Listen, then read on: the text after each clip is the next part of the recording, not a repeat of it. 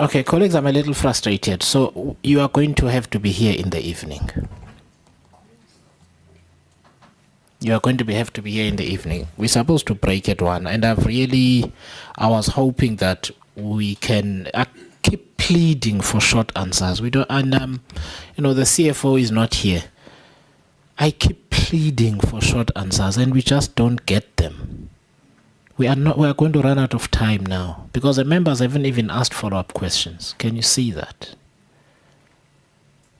I don't know what else to do now because I don't want to stop you when you're talking, but man, the answers are long. They're not to the point. So I'm sorry then, you're going to have to be here in the evening. Can we get the follow-ups from the members, and then we'll run out of time. So CFO, please, can I please take a seat? So I'm saying you're all going to have to be here in the evening now because your answers are long. But what it does is now we're supposed to have Eguruleni. Now they're going to have to start at 8 and we'll be here until 1 a.m. I didn't want us to do that. But colleagues, you give very long answers. You don't just answer the question. If the member has a follow-up question, they can ask it. And I don't want to be rude and stop you. Sorry, Honorable Skosan. Yeah, Chair, I was just checking. Good morning to everyone. Because the house started at 3, maybe we break for lunch now, then we come back at 2 and see if between 2 and 3, if we can finish. I don't know. Sure, we can do that, but at the rate at which our colleagues are going, I can tell you that hour is not going to be enough.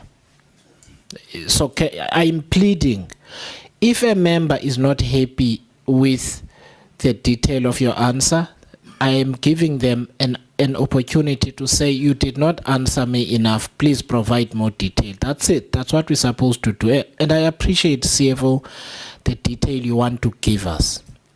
What it does, though, is it's making us, you understand, this is the problem. So what I'll do now is, can we get just the follow-ups from the members only? We'll break for lunch. Can we use so we'll break for 45 minutes. After we've done, we do lunch, we come back here. Can we please be out of here by 2:45 so that members can make it to the house, please? Otherwise, you're going to have to be here in the evening.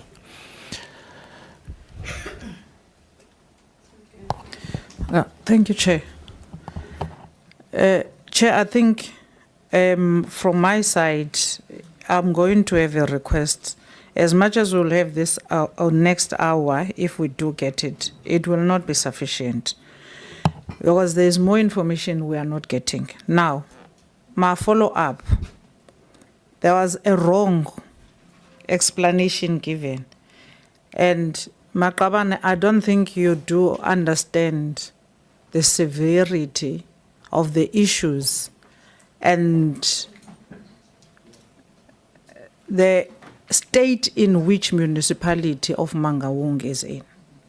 Now, 1, you can't employ a legal practitioner who has been struck off roll, let alone not being enrolled with whatever body that regulates them, but struck off roll, to advise you on a day-to-day and give you legal advice on the basis that, no, they don't go to court, but the advice they give you is the one that you utilize for the municipality to go to court. He tells you what to say in court in order to deal with your day-to-day legal aspects of things. Yet this is the person who has no right to be in court. But to make it worse, this is the person who messed up the trust of an innocent citizen on their rough money.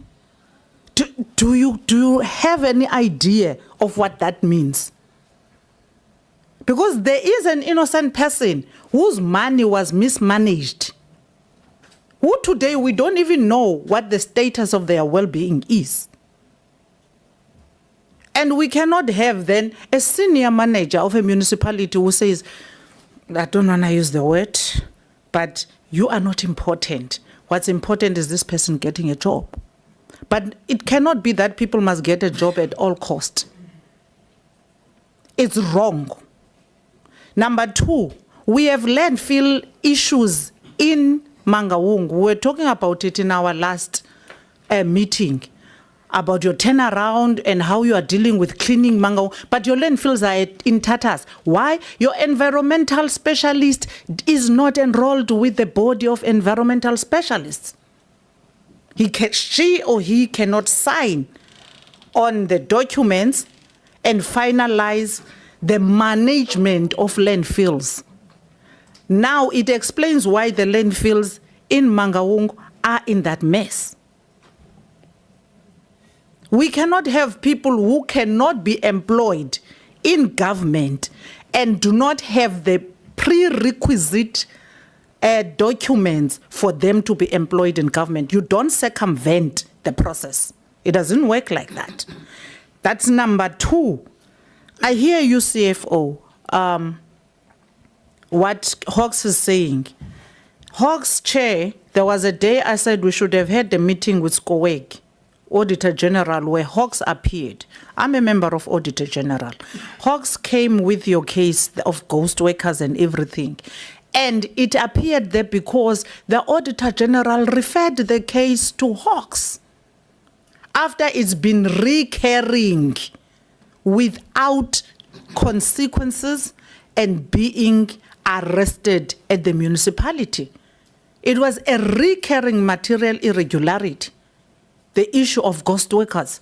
So let's not make it look like, no, we found it. Yes, Mayor, you found it, you dealt with it. But at the same time, the people who are responsible for to take a file and submit it to law enforcement is one thing. To deal with the rot inside the municipality is another. What we want to know, the people who are capturing, HR doesn't operate like that. HR is an HR manager. There are managers, there are supervisors at every floor plant or plant, whether it's street cleaners or it's law enforcement. There are supervisors who are responsible for schedules. Today we had 5 workers at overtime. Then they submit a schedule in the morning. This is the overtime. And that's where you get to cap also the ceilings that you can't work above this amount. You can't work above this amount. That means the entire HR is dysfunctional. So who's that person? That's what we want to know. You can explain, CFO, what is the process and everything, but you are not telling us of a person who was there together with the people who were supposed to be supervising the process, because those are the corrupt people who are corrupting the system and paying themselves. Hence, we have ghost workers, because we may say there are people in prison. Do we even know that those bank accounts are the people in prison, or we are just finding a scapegoat with them? Their names were used, but the bank accounts were other people. Did we even verify that? The third thing is, it's not about what the Hawks is investigating in terms of those waste contracts. When the whistleblower sent the information and the Hawks came, the Hawks will not have a case until the municipality give them documents. But when the Hawks came to your office, what was your own investigation in establishing if indeed the tender was done right or the tender was done wrongly? You are now fully dependent on what the Hawks says, as if you don't have systems. You should confidently tell us, in terms of the municipality, the BC and the BAC process and everything, we did it right. We are confident as Mangaung that waste contract were done right. But the law enforcement is saying something else. They are not, they are then investigating. But at this point, you don't know. The Hawks can tell you it was done wrongly. You will go with them. At this point, they are still investigation. You are also not sure if there was a... Please, what is the position of the municipality where these tenders are concerned? Was the process done right? Or was the process done wrongly? And if the Hawks came to ask you questions, what is your statement which you filed with the Hawks pertaining to this particular matter? Thank you, Chair. Thanks, Honorable Mende. Honorable Gupega, do you have a follow-up? Yes, Chair. Just 2 questions, 2 quick questions. The one is to the city manager. I think we tried to ventilate this before when they were here last time. The AG had issued a notice of consideration to issue a certificate of debt to the CM. This was the second time in South African history that AG had reached this stage with any accounting officer. So I just wanted to ask the city manager, what's going on with that issue? How far is it? And then the second one is to the deputy mayor.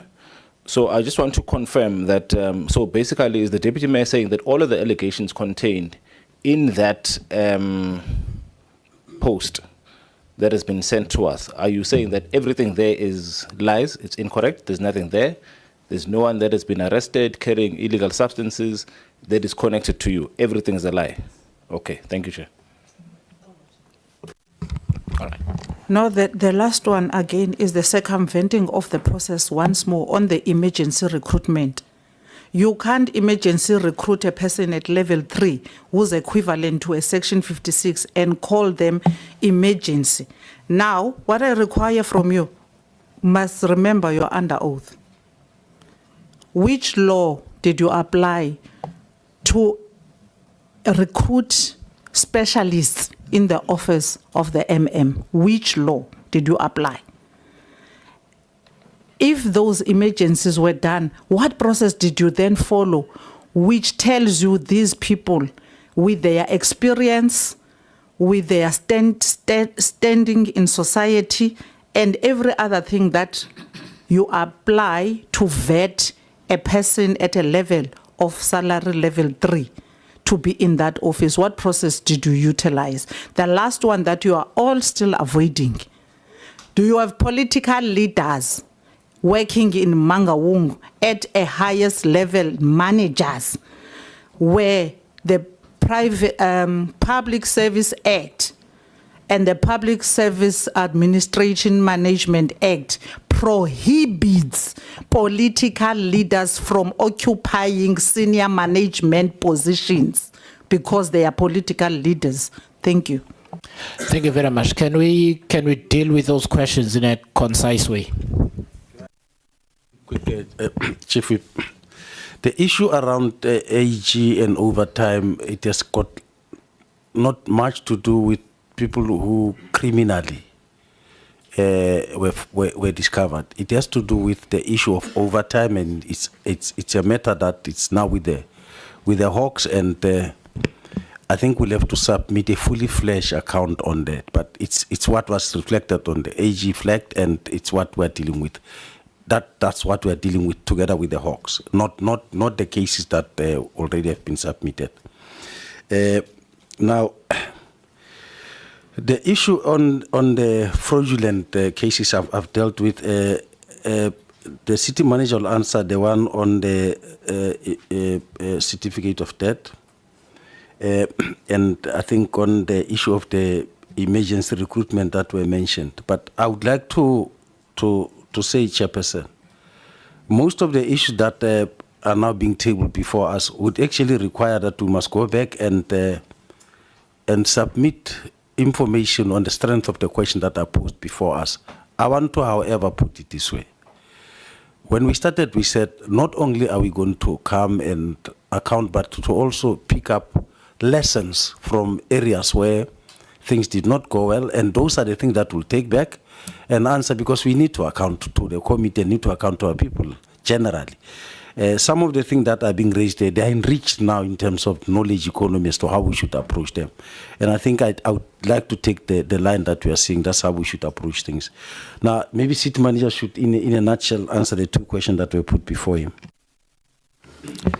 No, thanks, Chair.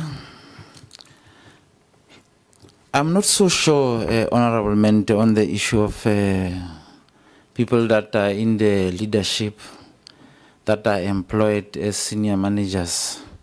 But perhaps I will touch on the issue of the 2025 Constitutional Court ruling, the one of SAMU, which said only municipal manager and managers accountable to him should not hold political offices. Maybe what the executive mayor was touching on, we can elaborate further. All senior managers, none of them is holding any political office as far as I know, unless if there are specific information. On the issue of the certificate of debt on the city manager, perhaps just to reflect, it's a payment made in 2019.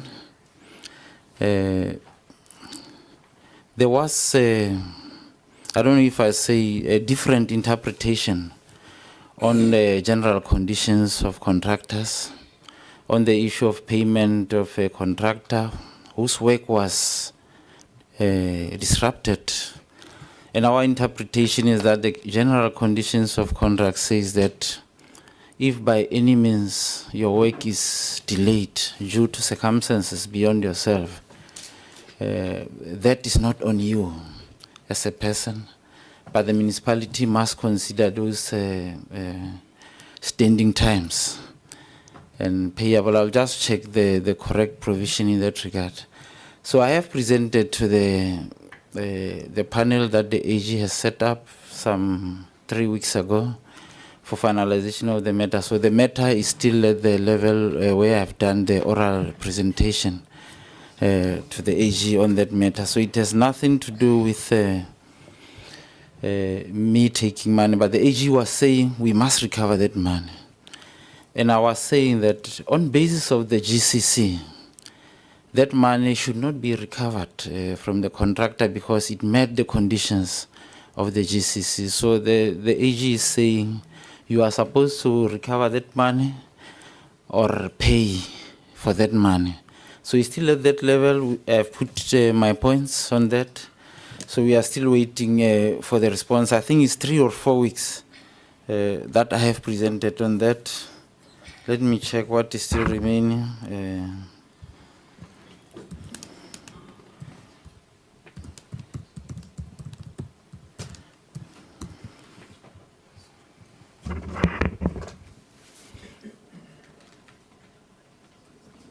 I think I should touch on the issue of the specialists as well.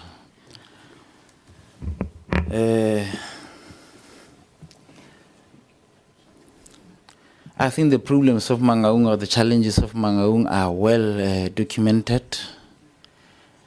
You come in as a city manager. There are 2 options. I think HOD Duma will talk on the process of recruitment. The first thing that you do is to fill your office in order for your office to strengthen you or to give you support in terms of the challenges as identified, either by the AG or any other platform. There are challenges of service delivery in Mangaung. There are challenges, I think, that the CFO elaborated on revenue. We are not circumventing the appointments in the CFO's office. We are not circumventing the processes in the service delivery departments. But I'm asking myself, what is it that I can do quicker to remedy the situation? I look at individuals with requisite experience or skills, or maybe even qualifications, to help me in the short term to remedy the situations. The person who is our revenue specialist is a former GM, revenue in Mangaung. He has worked in 8 other municipalities with a proven track record that he has helped the recovery of these municipalities.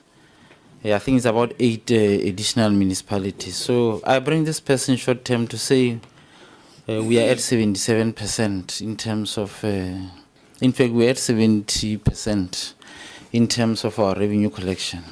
And if you look at the initial months, there was a time where we even reached about 100% with our revenue collection. I will just check around 2023, 24. So our revenue has been fluctuating because of the reasons. Sorry, CM, can I make a suggestion?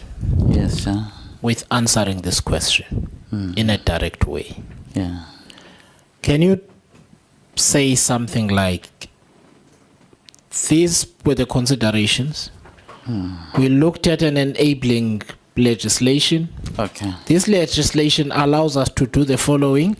Okay. If that is the case, I'm not coaching you, but you see how we get to you guys coming back here tonight. Okay. We get there this way.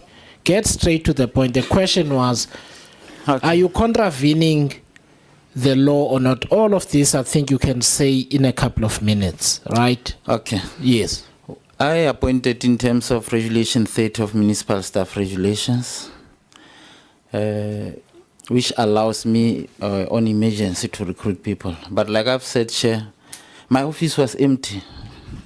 Let us accept that as true. Yeah. What you need to deal with is a question of whether what you are doing is unlawful or not. it's not- If it's not unlawful, say why it is not unlawful, one. Secondly, there is a question of process. Just address the process that you undertook to do that. That will assist us. None of us is assuming you had no justification. Okay. HOD Duma, can you talk to the process? Yes, the process is similar like headhunting. As city manager has indicated, one of the people has got this track record, which we then solicited his CV, looked at it, and then... Sorry, can you start at the regulation and the legislation? Yes. City manager has indicated that the Municipal Staff Regulation 30 provides for that. Our own recruitment policy, Section 12 of it, provides that in an emergency you can recruit people in this way for a short-term period for a specific purpose. Process. Remember, then there's process. Are these people friends of the CM, cousins? We don't know. You understand? That's why process then becomes important. The process is simple headhunting. It's headhunting, it's people with proven track record from the previous employments. or Okay, areas I they get do. that, but you're not assisting. So you could say something like this. I hate that I'm coaching now. You could say something like this. We engaged an agency. They found people. We took this to council. This is what, you get what I mean. You're not assisting us now when you just say headhunting, because I can headhunt my cousin. No, they are not related to the CM. Let me start with the first one. The one of the service delivery specialist. No. Just explain the process that with all of them, I expect it to be consistent. Okay, so all you are here to do is to give us comfort that you did things the right way. They are enabled by legislation and the regulation. And the process that you undertook guarantees that there is no unfairness or impropriety in the process of hiring. That's all. You don't need to go to individuals yet. If Honorable Mente knows a cousin of this, she will have to substantiate that claim, not you. Just address the process. You said this, anyway, whatever regulation, what was the process? Don't just say headhunting. We directly contacted them, requested CV from them, and we generated a submission for approval by the city manager. That's the process we followed.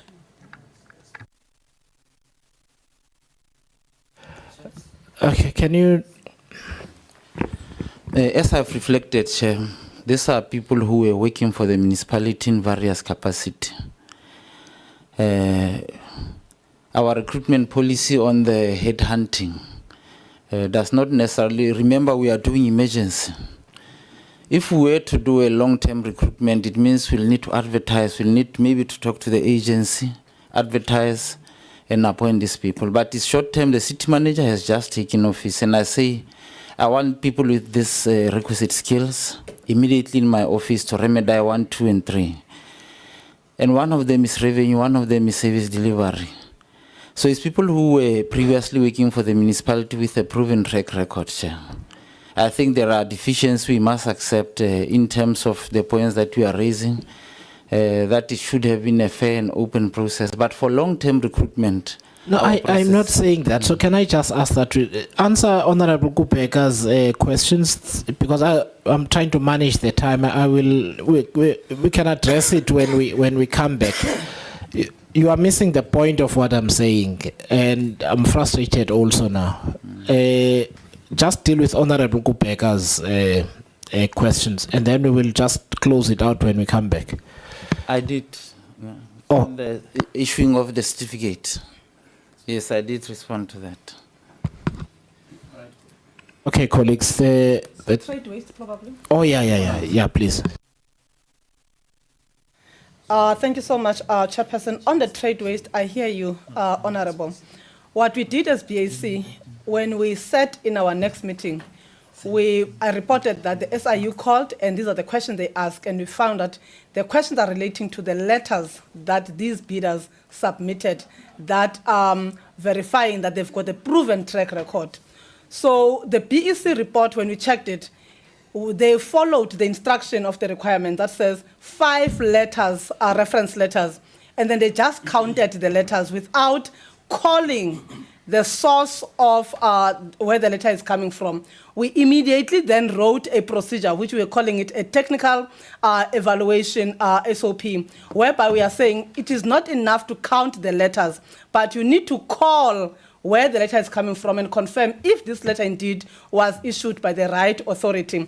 Otherwise, now we have adopted that process where we are calling and verifying. And indeed, I think one of the contracts, security tender, when we did that verification in that manner, we found that there was 1 or 2 reference letters that could not be backed up by the person who is claimed to be the signatory on it. So we looked at the procedures and we rectified. But on this one, we are still sitting with that status quo. Thank you. So did you call those 5 letters upon the Hawks coming to you looking for those letters? Did you call those references to establish if they do really have references? No, Chairperson. Okay. All right. Okay, no, thanks very much.